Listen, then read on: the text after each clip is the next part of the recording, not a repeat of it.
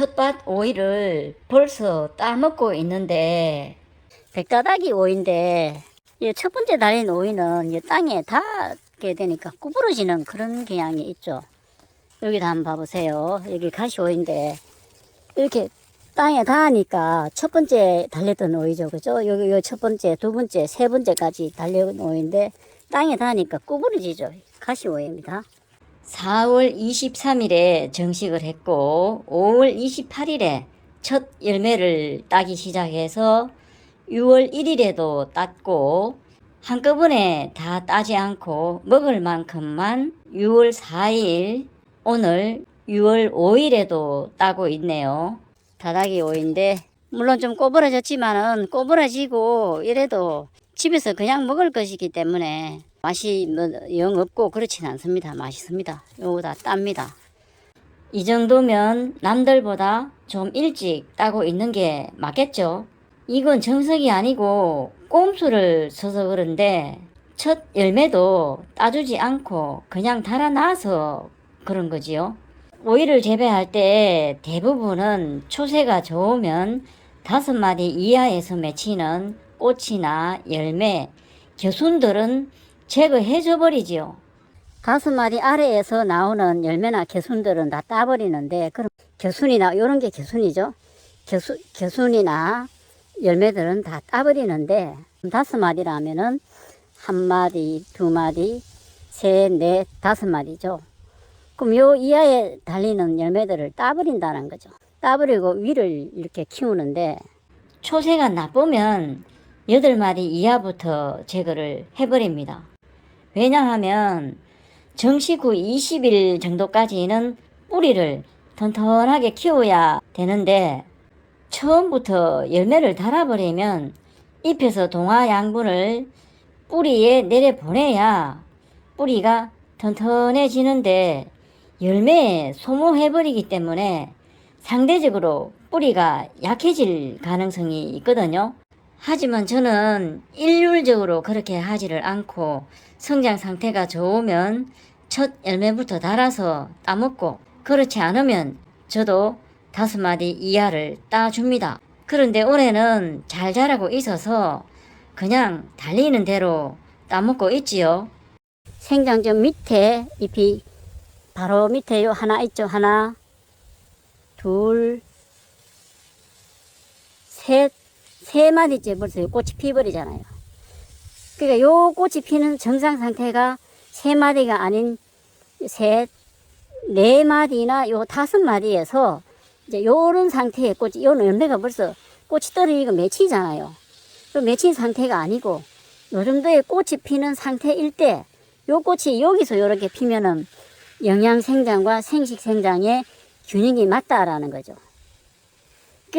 그렇지 않고 열매는 달지 않고 계속 줄기만 키우는 경우는 어떠냐면은 4, 5마디가 아니고 뭐 6, 7마디에서 겨우 꽃이 하나 핀다든지 그러면 줄기만 이렇게 쭉 커버린다는 거죠. 커나간다는 거죠. 그러니까 제가 요 열매를 첫 열매를 달지 않고 그대로 따서면은 아마 그런 상태가 됐겠죠. 줄기가 쭉 크면서 줄기가 많이 자랐겠죠. 또 마디수로 판단하는 게 아니고 생장점으로부터 40에서 50cm 정도 떨어진 곳에서 안꽃이 피면은 초세가 적당하다고 판단하기도 하는데 뭐 꼭 이런 걸 따질 필요 없고 그냥 참고만 하시면 되겠네요. 줄기가 크지를 않으면서 바로 이렇게 많이 달리니까 이거는 달아나봤자 줄기가 크지를 않을 것 같거든요. 근데 열매는 또 너무 많이 달아가지고 할 수 없이 따야 되겠습니다. 줄기를 키우기 위해서 할 수 없이 5마디 이하에서 달리는 오이를 열매를 다 따야 되겠습니다. 열매가 엄청 달려가지고 줄기가 크지를 않으니까.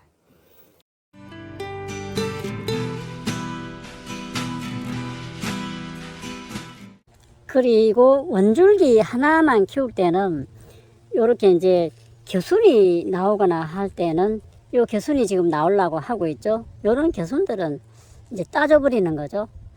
원줄기 하나만 키우기 때문에 그렇죠. 원줄기 하나만은 키우질 않고 뭐 또 2줄기를 키우고 싶다, 3줄기를 키우고 싶다 하면은 요런 겨순들을 받아서 키울 수도 있습니다. 근데 한 줄기를 키우는 것보다 여러 줄기를 키우려면은 영양분도 많이 공급해 줘야 되고 수분도 많이 공급해 줘야 되고 좀 어렵겠죠. 뭐 그렇게 여러 줄기를 키워도 잘 키워낼 능력만 있으면은 뭐 또 겨순들을 키워도 관계는 없는데, 겨순들을 키우는 것보다 원순 하나만 키워가 올렸다가 자라면 또 올려 내려주고 그렇게 하는 게 더 쉽고 또 충실한 열매를 딸 수 있거든요. 그리고 이런 덩굴손들은 이제 다 따져버립니다. 왜 필요 없냐면은 요 덩굴손이 감아서 요 줄기를 지탱하기 위해서 덩굴손을 내는데, 요 묶어주잖아요. 묶어주기 때문에 덩굴손이 필요 없죠. 요런 데도 영양분이 가기 때문에 덩굴손도 보이는 대로 따져버리면 됩니다. 되도록이면은 쓸데없는 부분에 영양분을 가는 것을 막는 게 좋죠. 떼아끼지 않게 하는 게 좋으니까 이제 요런 덩굴손들을 다 따져버리고, 백따다기 오이에서는 이 겨순이 잘 안 나와요. 가시오이들은 겨순이 잘 나와요. 예, 이게 가시오이 아닙니까? 여도 겨순을 내려고 하고, 여기 보세요. 겨순을 내잖아요. 가시오이는. 가시오이는 겨순을 잘 내는데, 제가 여기 한 포기는 그냥 나눠봤습니다. 겨순이 나와서 막 또 달리려고 하는데, 막 아래쪽이잖아요. 이렇게 해놓으면은, 아래쪽에서 겨순이 나와서 여기도 열매 달고 막, 달매 많이 달잖아요. 이렇게 했는데, 잘 클라나 모르겠어요. 그냥 나눠보는 겁니다. 이 한 포기 정도. 여기는 잘라버렸죠. 여기 잘란 흔적 아닙니까? 자르고 잘랐거든요. 이 작물 재배가 여러 가지 경우가 있기 때문에 교과서적인 내용, 정석은 있습니다. 정석이라는 게 그냥 나오는 게 아니고 여러 차례 시행착오를 거치면서 제일 좋은 방법을 찾아낸 게 정석이기 때문에 그걸 무시하면 안 되죠. 그 정석을 알고 난 다음에 약간씩 응용해보는 그런 방법은 괜찮겠죠. 그럼 이거를 예를 들어서 장대 높이까지 다 올라가서 자랄 데가 없다. 그럼 이 오이 줄기를 내린다는 거죠. 이 줄 내림 하는 건데, 하우스 농사에서는 줄을 해놓잖아요. 물론 텃밭에도 줄은 할 수도 있습니다. 할 수도 있는데 텃밭에는 바람이 많이 불기 때문에 이런 지주대가 튼튼한 힘이 필요하거든요. 그래서 줄 내림은 줄을 해놓으면 편하긴 한데 불편은 하죠. 그럼 이 줄을 쭉 내려가지고 요 밑에다가 뱀이 또아리 털듯이 털어놔도 되고, 그럼 이 줄을 끌어내려 가지고 일로 간다는 겁니다. 서로 일로 계속 끌고 가는 거죠. 끌고 가다가 일로 올라가 가지고 일로 또 타고 올라가게 할 수 있겠죠. 오이집게라든지 찝으면은 이런 식으로 오이집게를 찝어서 뭐 이 줄을 이래 맸지만 오이집게로 줄을 이렇게 찝어 가지고 요런 데도 그죠. 요렇게 또 올라가게 하면 되겠죠. 그럼 반대로 여기에 있는 것들은 일로 끌고 와서 또 이렇게 올리고, 뭐 방법은 여러 가지가 있습니다. 그 뭐 각자 상황에 따라서 하면 되거든요. 이런 잎들은 한 40일이 지나면은 이 잎의 기능이 떨어집니다. 대략 한 40일이 되면은 잎의 기능이 떨어지기 때문에 요 아랫잎들, 노화된 잎들은 좀 정리를 해줘야 됩니다. 이렇게 따가지고. 그러면은 햇볕도 좀 잘 들고 바람도 잘 통하고 해서 좋거든요. 요런 잎들은 아직 좀 괜찮은데, 잎이 전개되고 한 35일 정도 되면은 노화되기 시작합니다. 그래서 대략 한 40일 정도 되면은 잎은 따버려야 되거든요. 기능을 다 했기 때문에 그런 잎들은 나눌 필요가 없죠. 그리고 예를 들어서 요 오이를 따내고 난 다음에 요 아래쪽에 잎을 한 7, 8개 놔놓고 그 밑부분은 다 따버리면 되는 거죠. 그 오이가 계속 자랄 거 아닙니까? 지금은 어려서 그렇지만 오이 잎에 칠점박이 무당벌레가 있죠. 진딧물이 있으면은 무당벌레가 나타납니다. 그 칠점박이 무당벌레는 진딧물의 천적이거든요. 진딧물이 보이죠. 오이 잎에 지금 진딧물이 보이는데, 진딧물이 있으니까 칠점박이 무당벌레가 나타나죠. 진딧물 방제를 또 해야 됩니다. 작년 가을에 은행 열매를 따다가 중탕으로 추출을 한 거죠. 이런 식으로 팩으로 넣어놓고 사용하니까 좀 편하더라고요. 팩을 뜯어서 그냥 사용하면 되니까 보관도 좀 아무래도 오래 안 되겠습니까? 은행 열매 추출한 거를 50에서 100배 희석하면 되고요. 거기에다가 자담 오일이죠. 자담 오일을 100배 희석을 합니다. 이렇게 해서 진딧물을 방제를 하면은 진딧물 방제가 잘 됩니다. 잘 되는데 진딧물이 없어지지 않는 것은 한두 마리만 살아 있어도 워낙 번식력이 강해서 또 발생해 있고 그렇거든요. 7일에서 10일 간격으로 진딧물이 있든 없든 계속해서 방제를 해주면은 효과가 있거든요. 진딧물은 이 뒷면에 있거든요. 이 뒷면을 잘 쳐줘야 됩니다. 그리고 요 생장점 부분에 진딧물은 있고 그렇습니다. 진딧물은 잎 뒷면과 생장점 부분을 중점적으로 방제를 잘 해줘야 됩니다. 1차 추비는 이미 해줬습니다.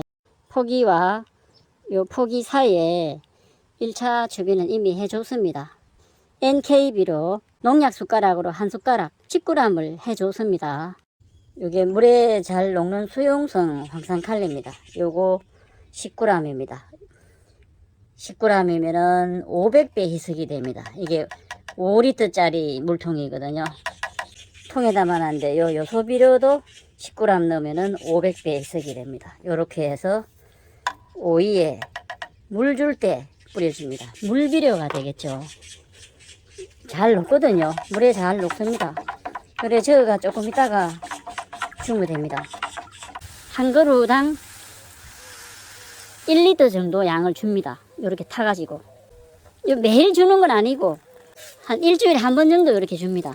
이 오이가 한참 달리고 할 때는 한 포기당 매일 1리터 정도 물이 필요하다고 하는데 물은 일주일에 한 2번 정도 주는데 물을 자주 못 줘서 그렇죠. 한 일주일에 한 번 정도는 물비료를 준다라는 거죠. 여기 마디마다 이렇게 엄청 달렸잖아요. 이렇게 마디와 마디 이렇게 엄청 달렸습니다. 요 이제 또 새로 나오고 있고. 근데 이거를 다 키울 수가 없습니다. 이 오이도 어떤 한계가 있죠. 이렇게 많은 오이를 다 키워낼 수가 없거든요. 이 텃밭에서는 전문 농가처럼 오이를 키워서 업을 하는 게 아니기 때문에 그렇게 또 매일 세심하게 보살펴 줄 수도 없습니다. 뭐 달리는 대로 차라리 따먹는 게 더 효율적이죠. 그러면 이걸 다 키우려고 생각을 하지 말고 여기 하나가 달렸을 때 하나 남기고 여기 다 따버리고 하나 2개 정도만 남겨놨었더라면 요 하나 2개가 굵어졌을 거예요. 근데 다 남겨놓다 보니까 다 안 되는 거죠. 그런 것도 좀 고려를 해야 된다는 겁니다. 여기도 마찬가지죠. 지금 여기 나오고 있는데 이거를 또 다 따자면은 또 욕심이니까 차라리 하나 정도는 따버리고 요거는 놔두겠습니다. 요거는 그냥 따버릴게요. 미리 따버립니다. 여기도 놔두면은 또 밑에와 같은 이런 상황이 된다라는 겁니다. 그럼 요거는 이제 굵어질 것 같거든요. 요거 하나 굵어지고 한 마디 건너뛰고 또 요게 굵어지고 그래야 이게 또 굵어진다라는 겁니다. 너무 이렇게 마디마다 달린다고 다 따면 좋겠지만 그게 욕심이거든요. 잘 안 되거든요. 오늘은 오이 재배 과정에 대해서 한번 알아봤습니다. 감사합니다.